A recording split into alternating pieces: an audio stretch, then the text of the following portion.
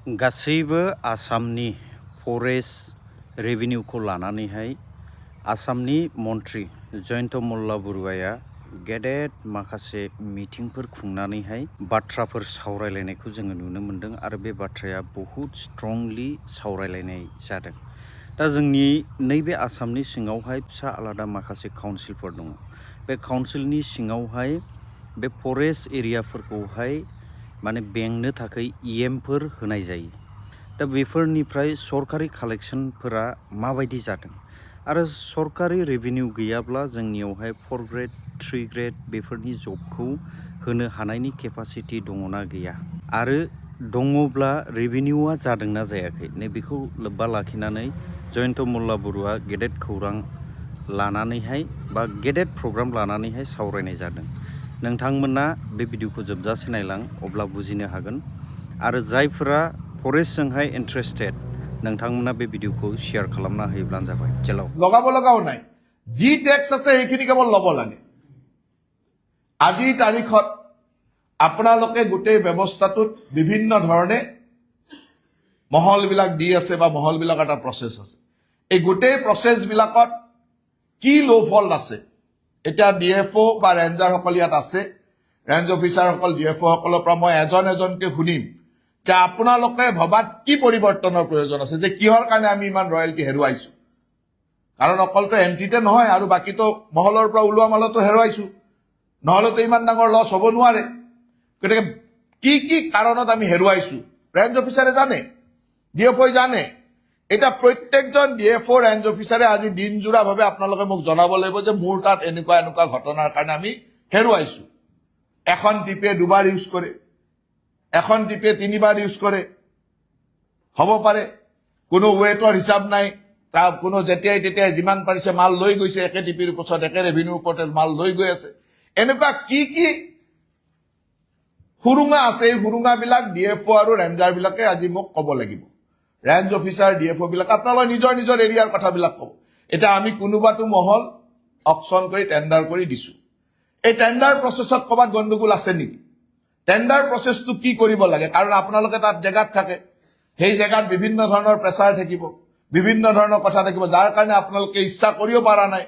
কোনোবা local pressure আহিব, অমুক আহিব। আজি বিটিচি এৰিয়া আছে, ডিমা হাছাও আছে, কাৰ্বি আংলং আছে, তাত কেনেকুৱা ধৰণৰ, কাৰণ বিটিচিত এটা ডাঙৰ ৰেভিনিউ আহিব লাগে। আজি বিটিচি চৰকাৰে কিমান কৈছে 75 crores, কিমান পালে 75 crores। গতিকে মই ভাবো যে বিটিচি চৰকাৰে 75 নহয়, আজিৰ তাৰিখত ৰেভিনিউখিনি ঠিক কৰি দিলে 200 কোটি টকা এই বছৰ আৰামত পাব, 300 কোটি টকা গোটেই বিটিচিৰ দৰমহা ক্লিয়াৰ হৈ যাব।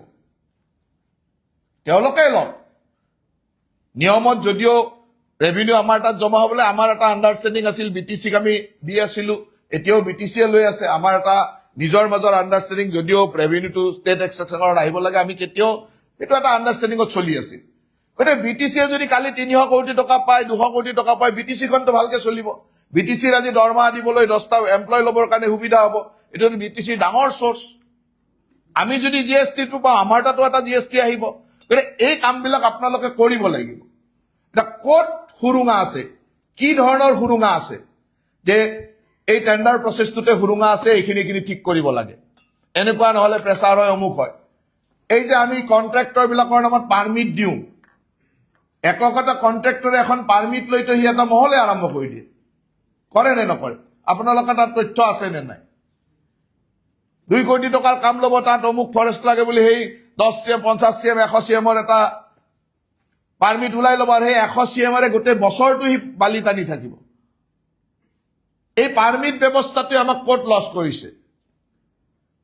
চেন্ট্ৰেল গভৰ্ণমেণ্টৰ ৰেলৱে বা নেশ্যনেল হাইৱে ইত্যাদিৰ কামবিলাকত কিমান ৰয়েলটি সুৰুঙা ওলাই যায়, তাত কি ধৰণৰ অসুবিধা হয়।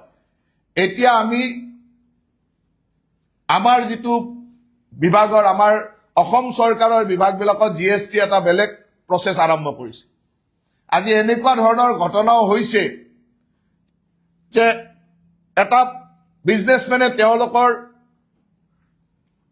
জিএছটিত যিটো ইনপুট পাব লাগে, যে ফৰেষ্ট ৰয়েলটি ইমান টকাৰ কিনিব লাগে, ইমানটো শিল বালি কিনিব লাগে, জিএছটিৰ ইনপুট এনেকুৱা দি দিয়ে যে তাত লাগে 200 CM প্ৰডাক্ট বা 200 CM শিল, সি 500 CMৰ জিএছটিত সোমাই দিয়ে।